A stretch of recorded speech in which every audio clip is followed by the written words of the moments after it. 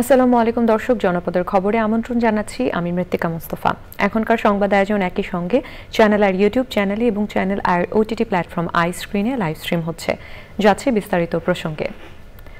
গাজীপুরের শ্রীপুরে পিকনিকের বাস বিদ্যুতায়িত হয়ে ৩ বিশ্ববিদ্যালয়ের শিক্ষার্থীর মৃত্যু হয়েছে। আহত হয়েছেন কমপক্ষে ৩০ জন। উপজেলার তেলিহাটি ইউনিয়নের উদয়খালী গ্রামে ওই দুর্ঘটনা ঘটে। ময়মনসিংহ মেডিকেল কলেজ হাসপাতালে চিকিৎসা দেওয়া হচ্ছে। ফজলুল হক মোড়লের পাঠানো তথ্য ও মাসুদ পারভেজের ভিডিও চিত্র নিয়ে রাজীব আহমেদের রিপোর্ট। গাজীপুর মহানগরের বোর্ডবাজার এলাকায় ইসলামিক ইউনিভার্সিটি অব টেকনোলজির কেমিক্যাল ইঞ্জিনিয়ারিং ডিপার্টমেন্টের প্রায় ৪৬০ জন শিক্ষার্থী বিআরটিসির দোতলা বাসে করে শ্রীপুরের তেলিহাটি ইউনিয়নের উত্তর পোলাইত গ্রামের মাটিমায়া ইকো রিসোর্টে যাচ্ছিলেন।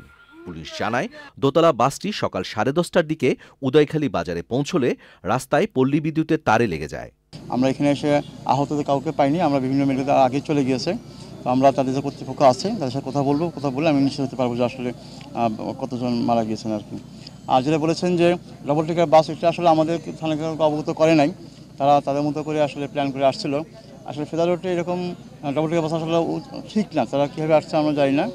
এতে বাসটি বিদ্যুতায়িত হয়ে ঘটনাস্থলেই মোজাম্মেল হোসেন নাইম ও মুস্তাকিম রহমান মাহিনের মৃত্যু হয়।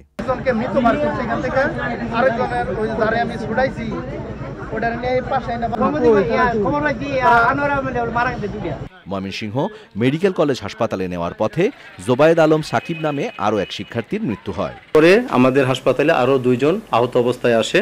তার মধ্যে একজন হলো কাবিদুল ইসলাম আলিফ, তার বয়স 22 বছর, এবং আরেকজন নাফিজ আলম, তার বয়স 22 বছর। তো যে 3 জন ব্রড ডেড এসেছে তাদের বডি আমরা আমাদের মর্গে রেখে দিয়েছি।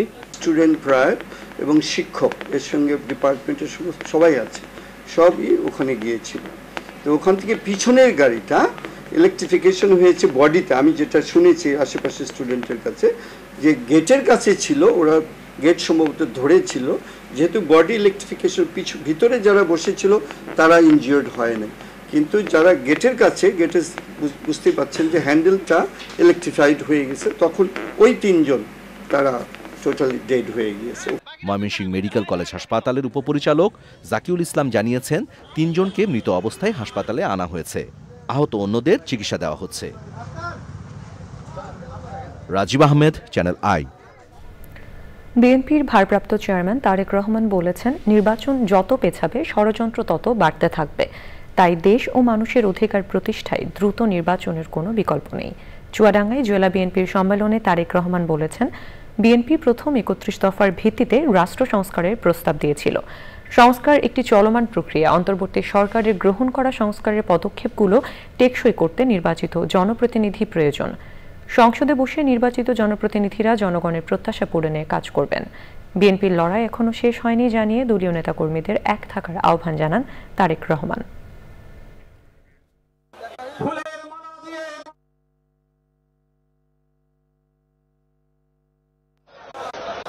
একমাত্র বিকল্প পথ হচ্ছে নির্বাচন এবং জনগণের নির্বাচন। যে নির্বাচনে জনগণ মুক্তভাবে, নিরাপদভাবে, স্বাধীনভাবে ভোট দিয়ে তাদের নিজেদের জনপ্রতিনিধিদেরকে সংসদে পাঠাতে সক্ষম হবে। একমাত্র সেই নির্বাচনের মাধ্যমে সমস্যাকে আমরা ধীরে ধীরে কমিয়ে আনতে পারবো ইনশাআল্লাহ।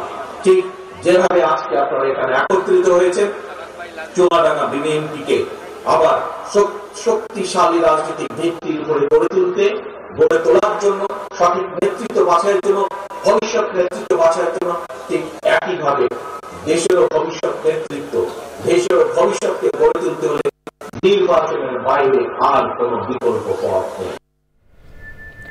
বিদ্যুৎ, জ্বালানি ও খনিজ সম্পদ উপদেষ্টা মোহাম্মদ ফাজুল কবির খান বলেছেন, সেচের চাহিদা পূরণে ফাঁকা জায়গা কিংবা বিল্ডিংয়ের ছাদে নবায়নযোগ্য বিদ্যুৎ স্থাপন করা গেলে বিদ্যুতের ঘাটতি হবে না। নীলফামারী পল্লী বিদ্যুৎ উত্তর অঞ্চলের কর্মকর্তাদের সাথে মতবিনিময় সভায় উপদেষ্টা আরও বলেন, আগামী সপ্তাহের মধ্যে 30 থেকে 40টি নবায়নযোগ্য এনার্জি প্রজেক্টের টেন্ডারের আহ্বান করা হবে।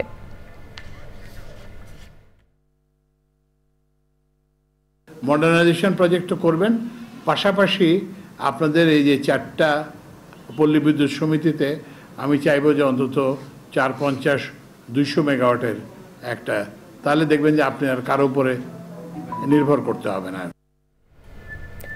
শেখ হাসিনা ও তার দোসরদের বিচার না হওয়া পর্যন্ত তাদের রাজনীতি করার কোনো অধিকার নেই বলে মন্তব্য করেছেন বৈষম্য বিরোধী আন্দোলনের সমন্বয়ক ও জুলাই শহীদ স্মৃতি ফাউন্ডেশনের সাধারণ সম্পাদক সার্জিস আলম। বরিশালে জুলাই গণঅভ্যুত্থানে শহীদ পরিবারকে আর্থিক সহায়তা প্রদান অনুষ্ঠানে এই কথা বলেন তিনি। এর আগে সকালে জুলাই শহীদ স্মৃতি ফাউন্ডেশন আয়োজিত অনুষ্ঠানে বরিশাল বিভাগের ৭৯ পরিবারকে ৫ লাখ টাকা করে আর্থিক সহায়তার চেক বিতরণ করা হয়। বরিশাল জেলায় ১৩৪ জন শহীদ হয়েছেন। পর্যায়ক্রমে অন্যদের সহায়তা করা হবে বলে জানানো হয়। আমরা ওই ৩৬ দিন ভুলে গিয়েছি, আমরা এখন নতুন অনেক কিছু নিয়ে পড়ে আছি। আমার এগুলোর জবাব দিতে হবে ভাই, এই জবাব খুনি হাসিনাকে দিতে হবে, খুনি হাসিনার দোসরদেরকে দিতে হবে। এই যে আমার নবজাতক যে এখনো নিষ্পাপ ঘুম ঘুমাচ্ছে এখানে, যে জানে না এই পৃথিবীতে বাবার মূল্য কি, বাবা কত বড় ছায়া এই পৃথিবীর, ওই খুনি হাসিনা সহ তার দোসরদেরকে এই জবাব দিতে হবে যে সে কি দোষ করেছিল। দর্শক, এবারে প্রতিনিধিদের পাঠানো তথ্য ভিডিও চিত্র নিয়ে রাজীব আহমেদের রিপোর্ট। জাতীয় বিপ্লব ও সংহতি দিবসের কর্মসূচি উপলক্ষে পটুয়াখালীতে শহীদ আলাউদ্দিন ময়দানে জনসভা করেছে সদর উপজেলা বিএনপি। কাজী মাহবুবুল আলমের সভাপতিত্বে সভায় প্রধান অতিথি ছিলেন বিএনপির জাতীয় নির্বাহী কমিটির সদস্য মাওলানা শাহ মোহাম্মদ নেসারুল হক। বক্তৃতা করেন জেলা বিএনপির আহ্বায়ক আব্দুর রশিদ চুন্নু মিয়া, সদস্য সচিব স্নেহাংশু সরকার কুট্টি, সাবেক পৌর মেয়র মুশতাক আহমেদ ও অন্যরা। মেহেরপুরে জেলা জামাত ইসলামের কর্মী সম্মেলন হয়েছে। প্রধান অতিথি ছিলেন জামাতের ইসলামীর সেক্রেটারি জেনারেল অধ্যাপক মিয়া গোলাম পরোয়ার। গাজীপুরে জিয়া মঞ্চে মহানগর কমিটির পরিচিতি সভা হয়েছে। চন্দনা উচ্চ বিদ্যালয় ও কলেজ মাঠে অনুষ্ঠিত সভায় প্রধান অতিথি ছিলেন জিয়া মঞ্চ কেন্দ্রীয় কমিটির সাধারণ সম্পাদক ফয়েজুল্লাহ ইকবাল। কক্সবাজারের চকরিয়া উপজেলায় সংযুক্ত আরব আমিরাত রেড ক্রিসেন্টের সহায়তায় ৮০০ শীতার্ত মানুষকে শীতবস্ত্র বিতরণ করেছে বেসরকারি সংস্থা ইউনাইটেড ওয়েলফেয়ার সোসাইটি। ময়মনসিংহের ঐতিহ্যবাহী মহুয়া নৃত্য পরিবেশনের মাধ্যমে ইউরোপিয়ান আর্ট হাউস সিনেমা ডের ৯ম আসর অনুষ্ঠিত হয়েছে।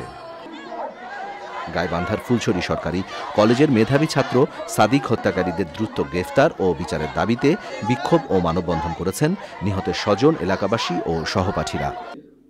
তারুণ্য নির্ভর, উন্নত, সমৃদ্ধ, বৈষম্যহীন ও জবাবদিহিতামূলক বাংলাদেশ বিনির্মাণে চাঁদপুরে মতবিনিময় সভা করেছে জেলা তথ্য অফিস। সভায় প্রধান অতিথি ছিলেন জেলা প্রশাসক মোহাম্মদ মোহাসিন উদ্দিন। বিএনপির ভারপ্রাপ্ত চেয়ারপারসন তারেক রহমানের পক্ষে বাগেরহাটে মাধ্যমিক ও উচ্চ মাধ্যমিক স্তরের ১০০ শিক্ষা প্রতিষ্ঠানে ক্রীড়া সামগ্রী বিতরণ করা হয়েছে। জঙ্গিবাদে এনজিওর অর্থায়ন রোধের উপর গুরুত্ব আরোপ করে রংপুরে অর্থ পাচার ও সন্ত্রাসবাদে অর্থায়ন প্রতিরোধ বিষয়ে কর্মশালা হয়েছে। প্রধান অতিথি ছিলেন বাংলাদেশ ব্যাংকের ফাইন্যান্সিয়াল ইন্টেলিজেন্স ইউনিটের পরিচালক মোহাম্মদ আনিসুর রহমান। নওগাঁয় জুলাই গণঅভ্যুত্থানে শহীদ ও আহতদের স্মরণসভা হয়েছে। জেলা প্রশাসন আয়োজিত সভায় সভাপতিত্ব করেন জেলা প্রশাসক মোহাম্মদ আব্দুল আওয়াল। Rajib Ahmed, channel I. বিএনপির রাজশাহী বিভাগীয় প্রশিক্ষণ কর্মশালা হয়েছে। কর্মশালায় রাজশাহী বিভাগের ৮ জেলা থেকে ৫০০-র বেশি নেতাকর্মী অংশগ্রহণ করেছেন। এতে ভার্চুয়ালি প্রধান অতিথি হিসেবে বিএনপির ভারপ্রাপ্ত চেয়ারম্যান তারেক রহমানের যুক্ত হওয়ার কথা রয়েছে। রাজশাহী বিভাগীয় সাংগঠনিক সম্পাদক সৈয়দ শাহিন শওকতের সভাপতিত্বে কর্মশালায় বিএনপি চেয়ারপারসনের উপদেষ্টা মিজানুর রহমান মিনু, রুহুল কুদ্দুস তালুকদার দুলু ও বিভাগীয় পর্যায়ের নেতারা উপস্থিত ছিলেন।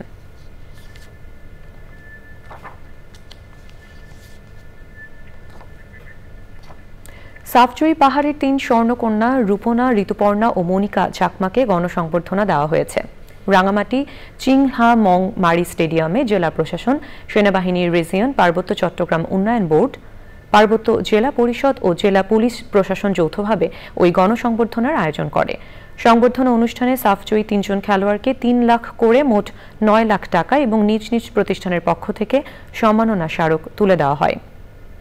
পরে স্থানীয় শিল্পীরা সাংস্কৃতিক অনুষ্ঠান পরিবেশন করেন।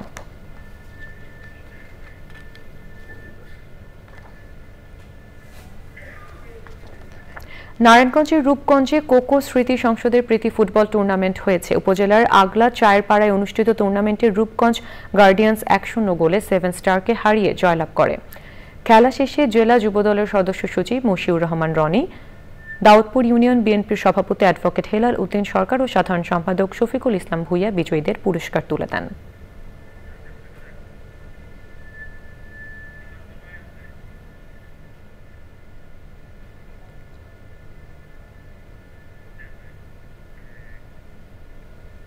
দর্শক, জনপদের খবর আজকের মতো এই পর্যন্তই। পরবর্তী কৃষি সংবাদ দেখার আমন্ত্রণ জানিয়ে শেষ করছি। ধন্যবাদ সবাইকে।